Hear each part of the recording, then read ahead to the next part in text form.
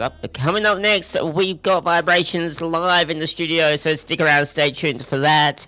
They're just running a little bit late because someone's in the toilet. That's okay. We love you. I don't know who it is, but it's one of you. We'll be back with some more music. Right now, though, this is Only Love Knows the Meaning of Goodbye.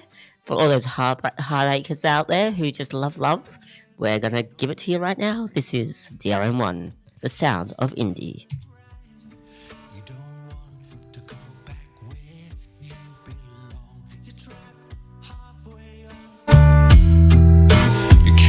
Go back down, so you keep hanging on, but you're compromising tonight when I miss you, and the good field you travel by. Do you wish you were young, or do you wish you were old?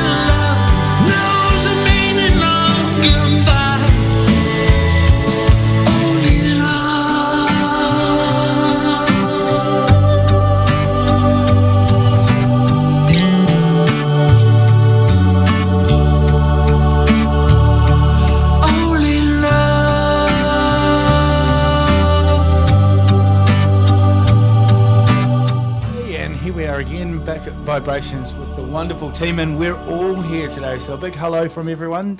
Hey.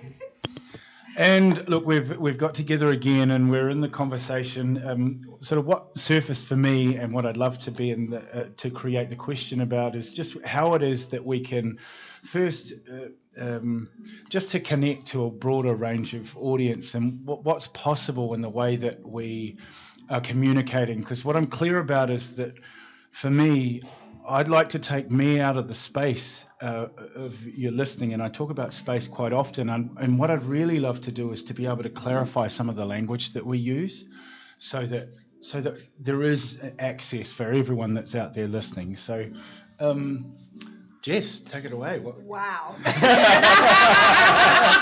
This was a little bit on the spot.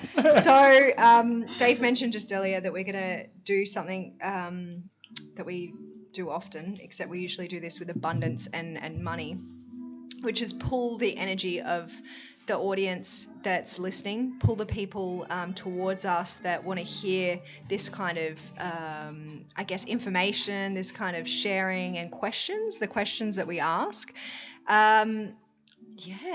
Right. I don't know where to go from there. We're really in the discovery of getting the people who truly want to embrace vibrations and shift the way of the old paradigm of thinking, I guess, and really move into the question and standing in that space of the question to comment on our Facebook, comment on our YouTube live, comment on all of the feed that you can, and really start to ask us some questions on how we can provide more for you guys, how we can ask different questions, and the questions that you guys seem to come up with regularly around our language and what we do speak, how we do speak, because we probably unconsciously speak a whole different kind of vocab sometimes, and that can be confusing.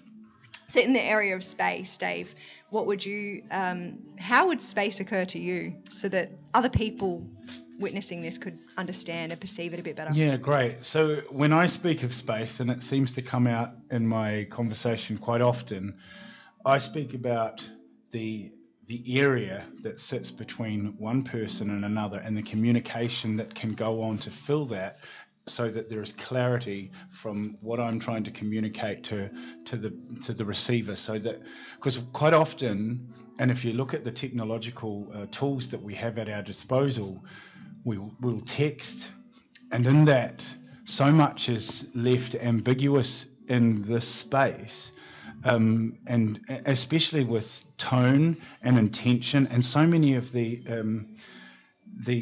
key indicators that we pick up on when we're in another person's company are not present. And so what's left in the space is that unknown, or an interpretation or our own projection of the situation. So when I speak about space, it's usually the area, that dead space, the zone in which we're trying to bridge a gap, or to try and fill that with a clear and concise communication.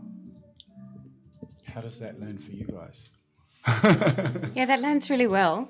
What's really interesting when we speak about space and we think about how it is that our energy works, we're speaking to the breath. So all of life is about breath, right? Yeah. We inhale, that's really inspiration, and we exhale, that's expiration. So in the process of every inhalation and exhalation, there's a life and a passing that occurs. And that happens moment to moment in ourselves and between our relationships all of the time. A lot of breathwork techniques are not necessarily focused on the inhalation or the exhalation.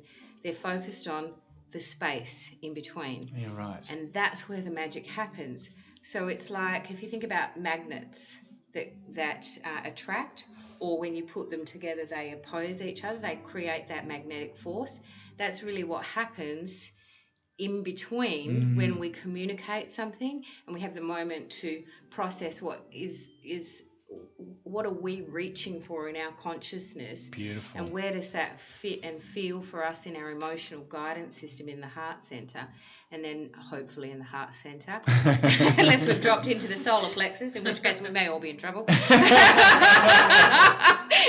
So then we have that Beautiful. opportunity to offer something in return. So yeah, that's that alchemy occurs there. Great. Yeah. Yeah, absolutely. And then, like, to bring that back into everyday speak or everyday conversation or everyday situations, does anybody have an example of what that looks like and how they use it, or In an untransformed way? yeah, perhaps in the space of not so much untransformed, but perhaps In a you and me scenario? Yeah, that's it. Magic. So we're driving along in the car. This is where all the great conversations take place. Yeah, absolutely. And I go, well, blah, blah, blah, blah, blah, that was interesting. And Dave goes, well, that's not in my space. Suddenly, Jess's brain is blown. Oh, that's my stuff then. I'll just have that back, thank you. Oh, beautiful, yeah. And then we recreate for each other what belongs to who and how it's all come about, and then we can see a deeper level of ourselves. So when Dave says it's not in the space for me, that's something that perhaps the not so cool part of me, the like ego ear or the little monkey chatter in my head has created, and it's not even a real life scenario. So sometimes it's good just to be brought back into awareness from using that inside of friendships and relationships and what else is possible. Because it's actually really that's actually, even in the description you're giving, that's still quite an empowered conversation and an empowered relationship. And if we're speaking to people who haven't reached that space within themselves, then we're speaking to the kinds of situations within relating where we offer something, we may not offer it. That's the thing. We may just like boom, deliver it. Right. From a place of I'm right, or a place of you're wrong, or a place of that's good, that's bad, judgment. And so before things become transformed and you start to speak in this different way that we like to operate, in this space that we like to operate in, things are not created, they're reacted, because the mind is not conscious of what it's actually creating. Therefore, it's reactionary, and that's where you get IFO happening, right? And blame and shame. Yeah. Very low vibrations. Yeah, it's a very different way of relating. The issue with me and Dave is we've both deleted each other's filter that has any of those right and wrongs. So we're just always in the in the creation of what's possible. Everything's what's so. Yeah. Just like this is and it. What's there. So it's kind of it's delicious. Shedding. Yeah. It's It yum. is. Yeah. It's shedding. It's naked. What came up, I guess, for me talking about space was protecting one's space and honouring one's space and another space. And so I think sometimes, especially when, I had a client yesterday, and for her, when she was talking, she didn't realise she could create her own space. She just thought she had to take what life gave her, and that was her space. Yeah, she didn't realise she actually had the creative ability to choose what she'd like to have in her space. So it was funny, actually. I was listening to the podcast on the way here, just listening to some episodes, and I really noticed your use of space, and I was loving that. I think it's an indication of someone that's done some work on themselves, and they talk about spaces, whether it be an interior designer, that's a whole other space, but anyway. But yeah, so I think it was really interesting for people to realize they can create their own space, and they can, sometimes when people come from dysfunction and they come from abuse, they feel like they cannot hold the space for themselves. But then they go to the opposite, where they sort of get really feisty, and it's like, well, this is my space, and like, everyone else F off. So it's just finding that really, and that's still in reaction. Like, this client thought that they'd properly healed this core belief that came up from our session of breathwork. And it was actually like, you're overcompensating now. So you're still finding your happy middle. Like, when you're not in reaction in either way, like in a negative or positive, then you're healed. Then you're in gratitude. Then you're not reacting and like trying to prove something or whatever, because then you're not in the space of being yourself. You're trying to prove you're something otherwise. You're resisting it, yeah. So that was really interesting. And also too, I think as well, being a practitioner and a facilitator for consciousness and for people to really become empowered, you don't have to say yes to everyone. I choose who I wish to work with. People apply to work with me. And so I hear people out, they apply, they write questions, they answer questions that I have. And then it's a space that I then will choose if this is the best way forward for me and them. And so just because you say no, I think there's someone else that might be a better fit. It's not it's saying it in a kind way, but it's also in a kind way for me. Because I know certain clients would not be, it would not be kind for me to take them on. I know that it would be kinder for me to, show them that someone else that might be a better fit. So it's also recognizing that and being able to pause, have a breathe, and then just go, oh yeah, this feels right or this feels wrong in terms of an invitation or an event to go to or a client, whatever it might be, is taking that space and that time for you to go, is that honoring of me? Is that what I wish to do? Rather than default or going into, oh, I've got to keep them happy, I don't want to rock the boat. That's when you're coming from a disempowered space. So that's my little bit to add to the space. I think it's really like bringing that awareness to that we do have space around us and that we do have the capacity to choose what it is, but bringing an awareness to like, well, this is my life. I have space around me. I'm going to be sharing that with other people. What type of space do I want to create for myself? What is harmonious? What is supportive for me? What is actually going to contribute and give back to me? And I mean, sometimes we don't always have the ability to be able to have, you know, the greatest spaces, but we can still keep ourselves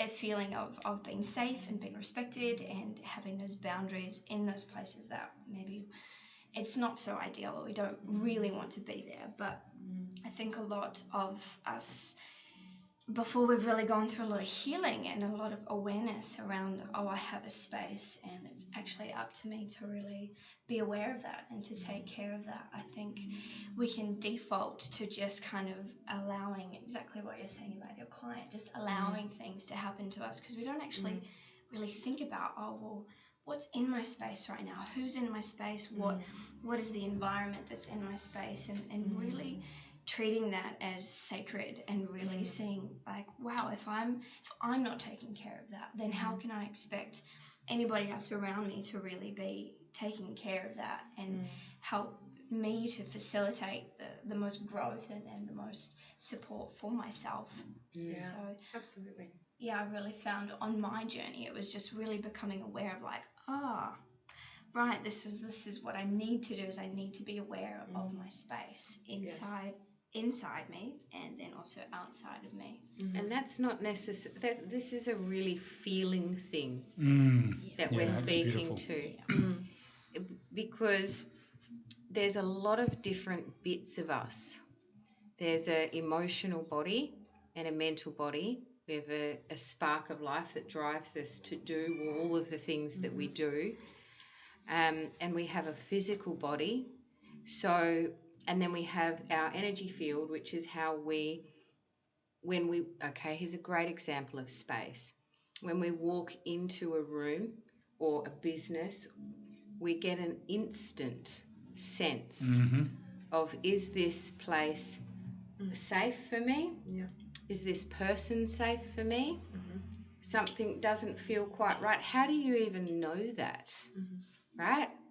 So these are the questions to start asking yourself. And as soon as you start asking yourself, well, how is it that I'm feeling and sensing that this environment is a good one and that one's not? Why do I feel comfortable here and not feel comfortable there?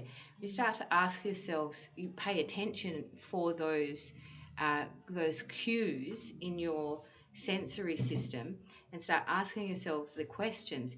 That's when you'll start to peel back the layers of consciousness that you have either been given, trained in, taken on, whether it's your stuff, other people's stuff, your grandma's stuff, your great-great-grandpa's stuff, or where's it your best mate's stuff, where's it coming from? And there's often lots of areas where you kind of look at a situation and go, how on earth did that happen? And that consciousness that you speak about in the space of situations is something that really comes up. And when we come back from the break, we can have a bit of a chat about how that looks. Yeah.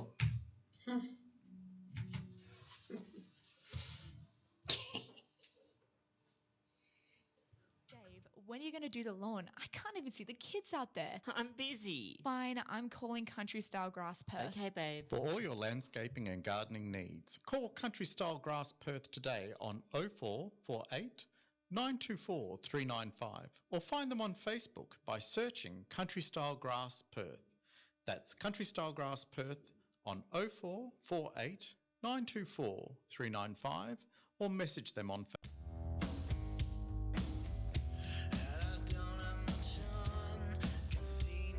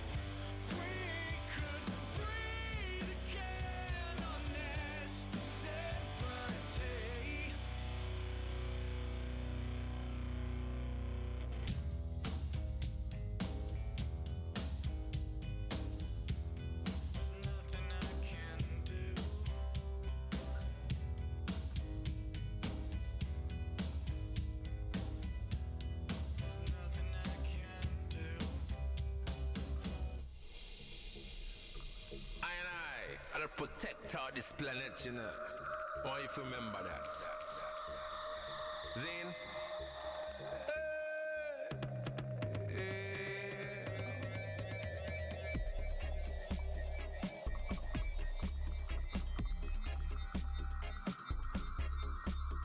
Bright and beautiful. Bright and beautiful.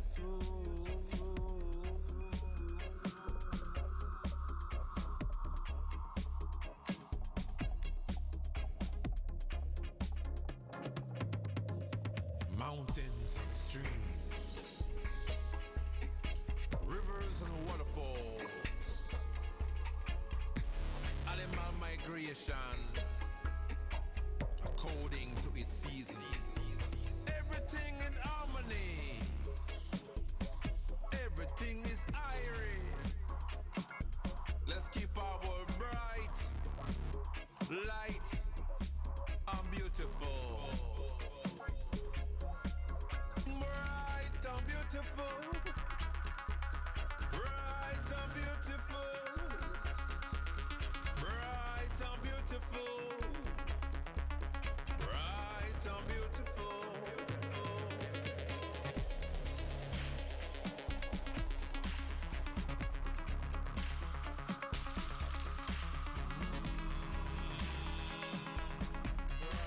and beautiful.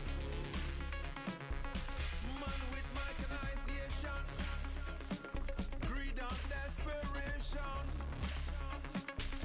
balance of creation, yeah, that's what we need instead of pollution. This generation, knowledge of inspiration, we can do much better. Yeah, we can do much better. Oh yeah, bright and beautiful, bright and beautiful, bright and beautiful, bright and beautiful, bright and beautiful,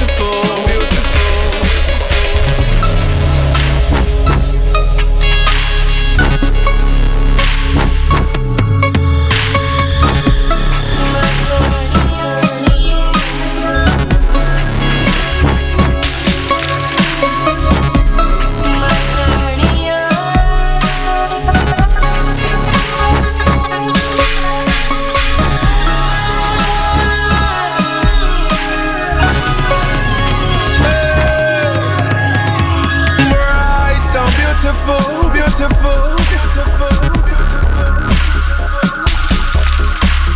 bright and beautiful, beautiful, beautiful, beautiful.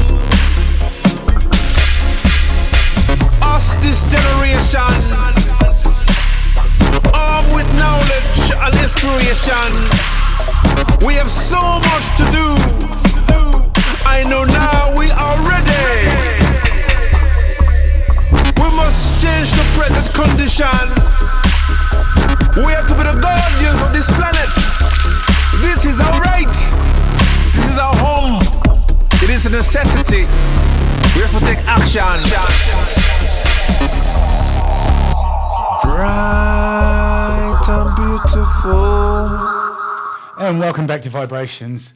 We are very honoured to have join us in the studio the lovely Erin. So welcome, Erin. Hello. Thanks for having me. Oh, you're so welcome. Excellent. So, Erin, we had a fairly in-depth conversation today, and I got to witness some of your magic firsthand. Why don't you share with us, like in the easiest, simplest way you can, just exactly what you facilitate and what magic I did witness today, because that was pretty incredible. And thank you for being here as well. Okay, thank you so much for being in this thanks for space. inviting me on the show. So the most simple explanation that I can come up with to describe what it is that I do is that I work in a library. This library is not in this dimension. In fact, it's not in any dimension. It's outside of time. And because it's outside of time, it's it is a room, and it's lots of stories stacked on top of each other, and they in the bottom floor there's lots of animals, and lions actually, and birds, and it's filled with shelves of information that are living. And when you look at one piece of information or a book, it will kind of expand, and then as you go up the levels, the information gets more complex. So it sort of goes like physical information, and then astral information is a little bit more complex, and then etheric information is like the coat hanger that all of creation hangs upon. And so you have to work for a very long time, maybe not time. You have to work a lot to be able to comprehend the information and decode it. And so if you imagine a bowl of water like in Harry Potter, and there's that memory bowl of water, great. it's some of the collections of information, you literally just plunge your head into the water and you're unaware of another universe. And so each person has their own collection. Some of them that I've seen look like handwritten diaries of every diary you ever kept of all of your lives, and they're somehow put together, and they're filled with information. And there's ones that are writing themselves as you read it as well. And so the Akashic Library, amongst spiritual teachers and people who are interested in spirituality, is accepted to be the etheric record of all that ever was and all that ever will be. But it's also well known that we can rewrite things, we can delete things, we can create new things, and the jury's still out on whether or not destiny has to be abided by. So, some spiritual healers, they don't believe in destiny. They believe we're writing it as we speak, and it's a very interesting time on this planet because actually, as the human members of the human race and the human species, and their souls are up leveling and becoming just essentially more filled with light, they're becoming more filled with consciousness, because consciousness is travels in light. And light is like packages of information. And so as humankind raises their vibration, so to speak, but actually it's filling themselves with light, it's also assisting the planet, but it's also writing our own destiny as we are creating it as we're doing it. And so when you move further out of density and dense forms and the world of matter, you come into a place where you can manifest very easily and all things are possible. So, back to the destiny situation, it's not necessarily locked in. Your future is not locked in, which is wonderful freedom, because it means that we can manifest things instantly. And I can pretty much assume everyone in this room is manifesting something, and some of us are manifesting really positive stuff, and some of us are not, and then going, oh no, I created that. and it's like a lot of people are becoming really aware that they are creating their own reality and they're perceiving their own reality. So what I do is I read these records, and they contain sometimes body scans. I have had dealings with aliens and alien technology and human technology and, all the fancy stuff, reptilians and Pleiadians and all of these crazy things that people go, is that just a crazy conspiracy, crazy talk? But because we can imagine it, we can only imagine it because it is real in some place, but it's not real in every place. Right. And so there's nothing to fear, because you are creating your reality. So what you choose to believe in is what you will experience. And so you were talking about space, Freya, and or all of you were talking about space, weren't you? And that subject of awareness in space is actually consciousness, and your consciousness is not limited by time nor space. So what I would say about the knowing, being aware of what's going on, is that that's consciousness giving you that information. And so we have made a massive leap in consciousness from conversation, from where we were prior to the break to where we are now. So this is excellent contrast. Absolutely. And to speak to perhaps help our listeners come to a place where they can understand, well, if there's a library that doesn't exist in time, what is time? So we exist in a multidimensional paradigm. We have a physical body, which is the smallest part of who we are. Then we have an etheric body, which is made of an aura, chakras, and meridians. And they are the equivalent of the skin, the other organs, the arteries, the veins, and the capillaries. So in other words, it is the part of us that carries energy. It's like the plumbing and the wiring. Okay, then we have the astral body, and I am keeping, for those of you out there who are already switched on and know all this stuff, look, I'm keeping this real simple. The astral body is thoughts, beliefs, and emotions and feelings. The matrix, as we know it, then we have a soul body, and then we have spirit, or we call ether, again, is different to etheric. Yeah? Yeah.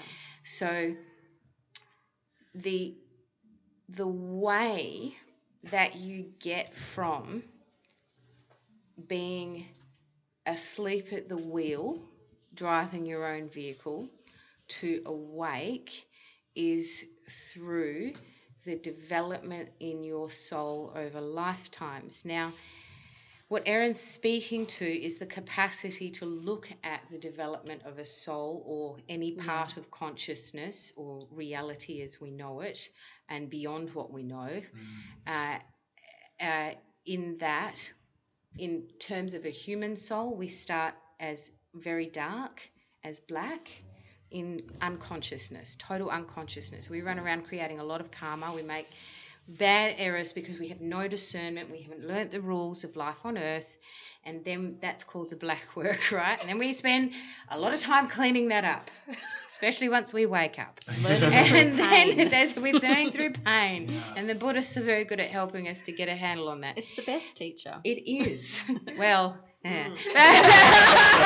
And then we have the white work, and that's where we start to realize there's actually something going on, and we go around reading a lot of information.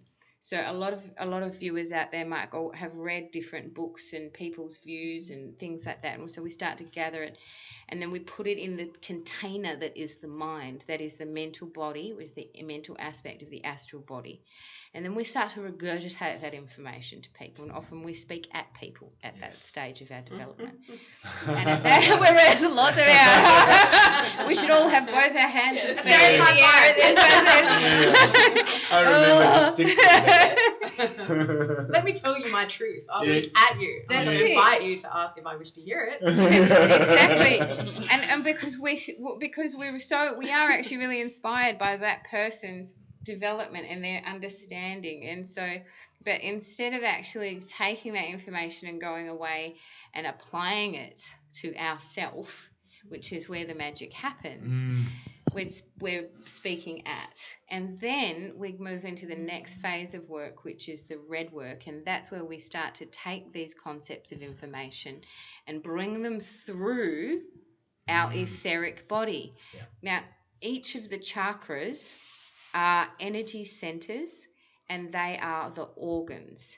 So if you were to get a piece of information in the form of light and sound, which is the exactly what Erin's speaking to as bodies of information, when that comes to us, we bring it through we feel it with our energy field, and then we have to process it through the chakras from top to bottom.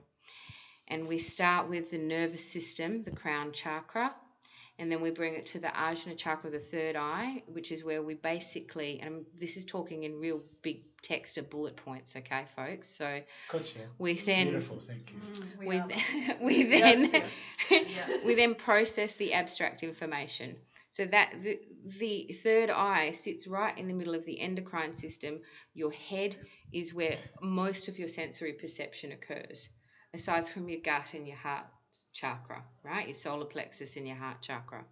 So then once we go, oh, I have no referencing system for that in my memory banks, or I feel like I should know what this is about. I'm not quite sure, but so we reach for what do we know that we can reference this to.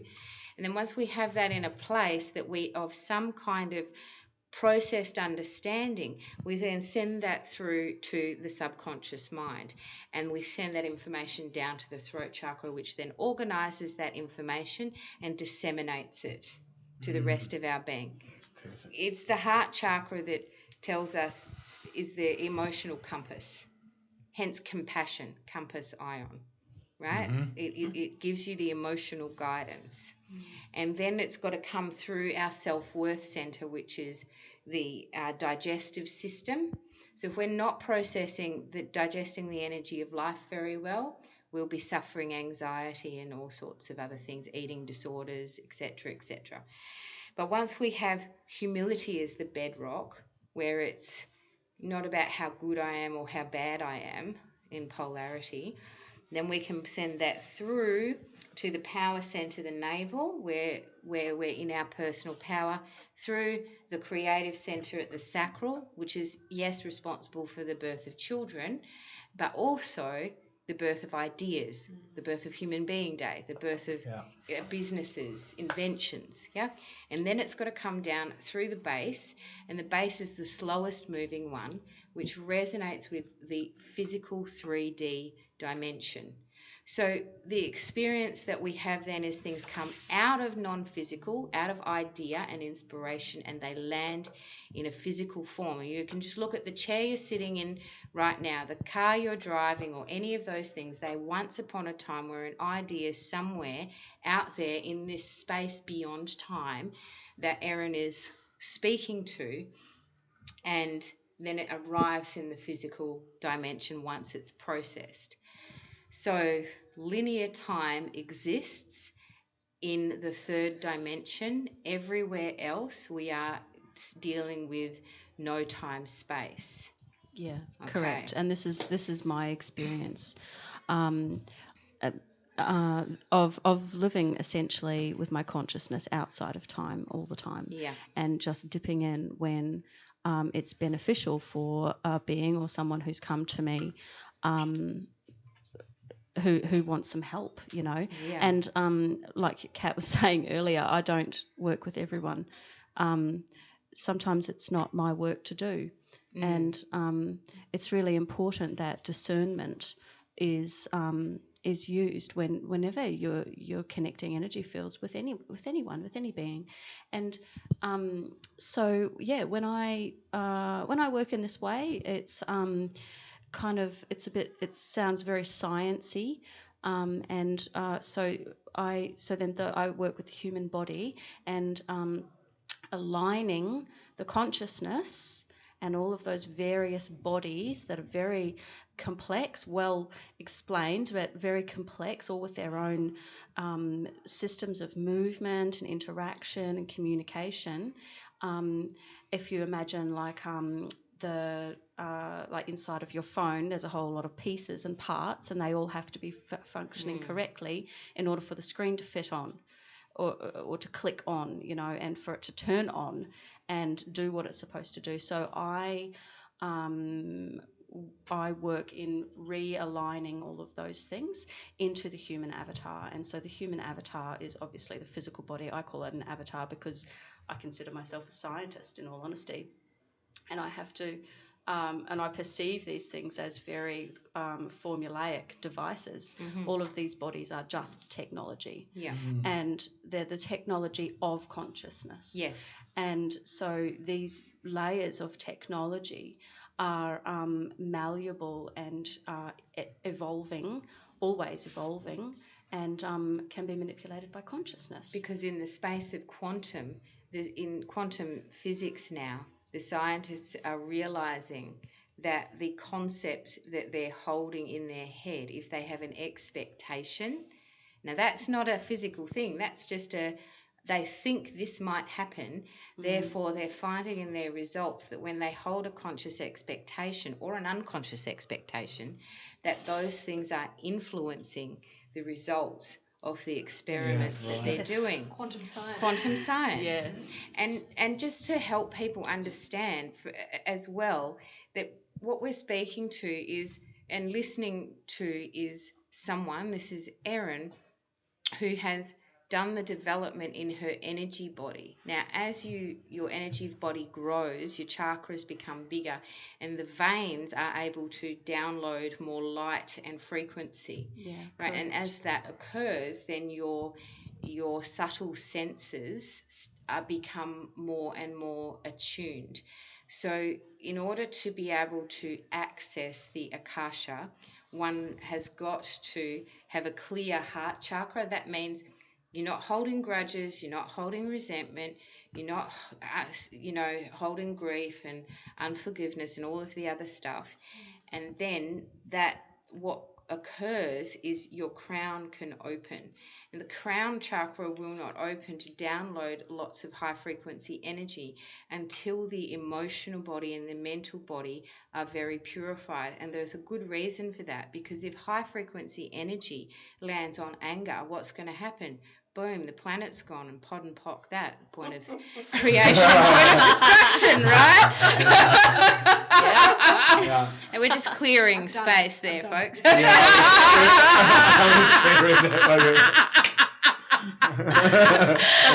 another healing modality. Exactly. Yeah. So that's so we just want to be clear out on the waves as well. So that's Watch how your space, come. people. That's how come. It's gone, boom. Oh, they're talking in code again.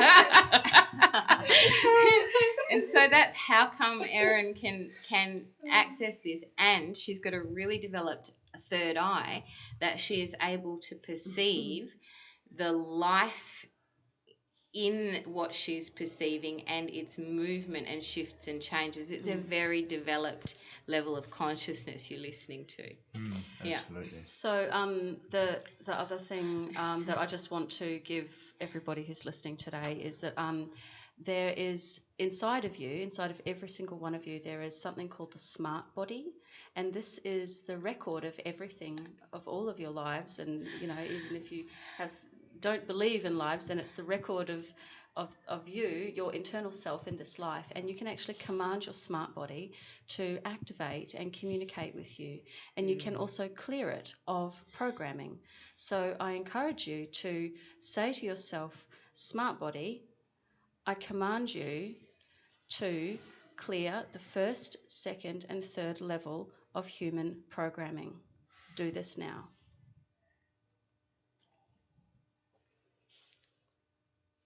And then say to your smart body, I command you to activate all the dormant light codes that are in alignment with my highest vibration.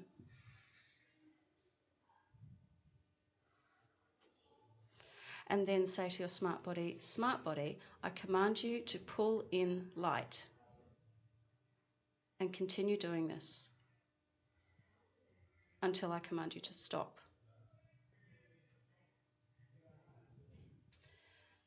And that, my friends, is everything from me today. So thank you very much for having me. Thank you. They're going to say stop. What a gift. We Let don't it go. say that Let it go. word. I don't- We're not saying I that don't S word. say. I would I thought not you said encourage you. I thought so. People were like Oh. waiting. Well, they have No, the opportunity don't to stop. if they need Don't to. pull out, keep Light. going. That's the thing. Right. Just Fill clarifying. yourself up. Thank you so much, Erin. That was My incredible. pleasure. Thank you. Okay, we'll be right back with vibrations.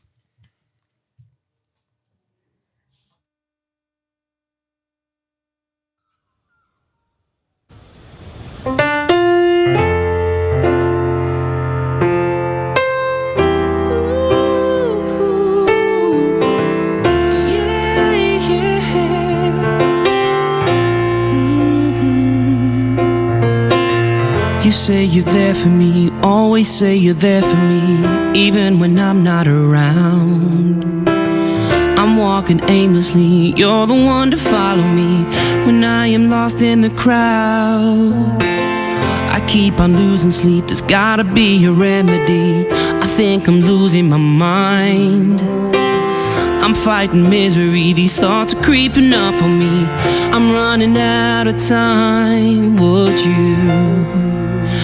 you catch me if I'm falling on broken glass? Wake me if I'm broken, don't mend the past. Time is not forever, no, nothing lasts. Catch me if I'm falling on broken glass. Catch me if I'm falling. I'm walking down this road, it's like a one-way track. Instead of moving forward, I keep looking back. These possibilities scarred by insecurities. I wanna run now, but this is what you do to me. Oh, I'll be fighting for you, ain't nothing stopping me. It's tearing me up inside. I'm not a murderer, but girl, I know I'm killing me without a place to hide, yeah. Would you catch me if I'm falling on broken glass? Wake me if I'm broken, don't mend the past. Time is not forever, no, nothing lasts. Catch me if I'm falling on broken glass. Would you catch me if I'm falling on broken glass? Wake me if I'm broken, don't mend the past. Time is not forever, no, nothing lasts. Catch me if I'm falling on broken glass. Catch me if I'm falling. I keep forgetting these memories and melodies. Who's gonna catch me when I fall? The taste of your lips, the sound of your voice, hands on your hips, you're my choice. Would you catch me if I'm falling on broken glass? Wake me if I'm broken, no mend the past. Time is not forever, no, nothing lasts. Catch me if I'm falling on broken glass. Would you catch me if I'm falling on broken glass? Wake me if I'm broken, don't mend the past. Time is not forever, no, nothing lasts. Catch me if I'm falling on broken glass. Would you catch me if I'm falling? I'm falling. I'm falling on broken glass. Would you catch me if I'm falling?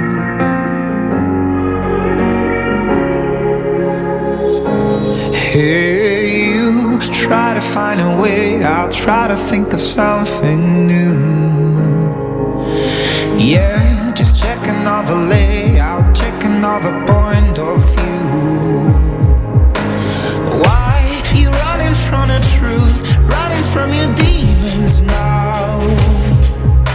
Just do what you gotta do, but I don't wanna see you down.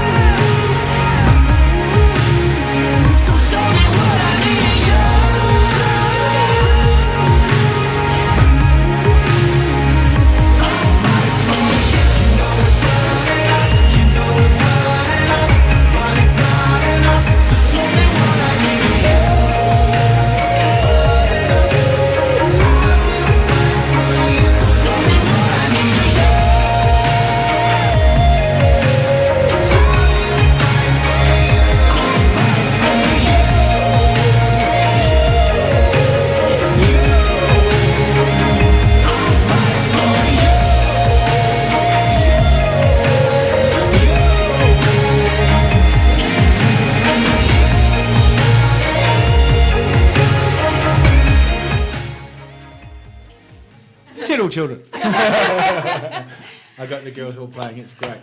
Listen, so look, there's been some pretty intense and kind of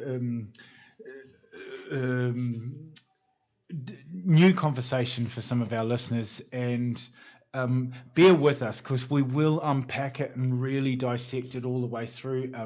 Thank you so much, Freya, for bringing it into a space that at least we can be of an understanding of, because it is quite complex, and when you live in the day-to-day mundane, Groundhog Day, it is very difficult to imagine that there is actually so much more possible. And so as we journey in this experience together, this beautiful five that we have created under the helm of our esteemed leader here, Russell, it is a wonderful opportunity to be able to create what's possible and to really explore the different dimensions of what is possible in our lives. And it seems such a short time when we really think about how little time we have on the planet. And more than anything, why Human Being Day for me is so important is because it really brings us back to home and really brings back what the essence of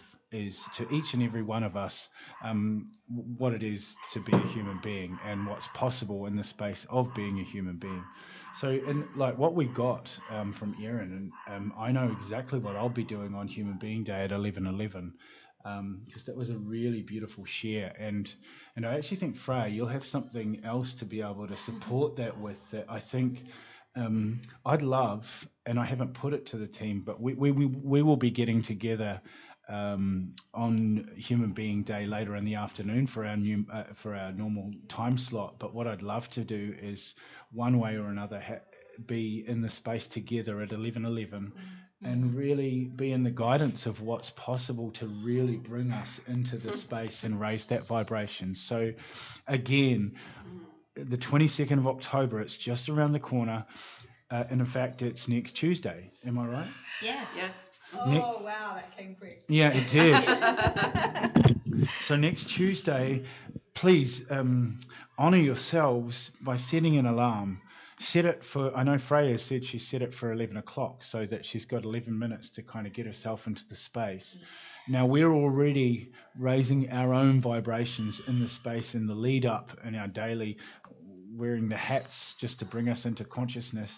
But I'd really be honoured if we all got together, and I couldn't think of a greater group of people to honour the day with and to send it out to the universe. And Absolutely, Dave, we're on board. I'm in. And Just reading all the excited faces. and please, just to reiterate what Jess said earlier, and there was a lot of pretty big concepts that were chucked out there today. So if there's anything that anyone is not clear on, please ask the question. Please be brave enough to, because if you have the question in your mind, then I guarantee there's at least 50 other people out there that have it in their mind too.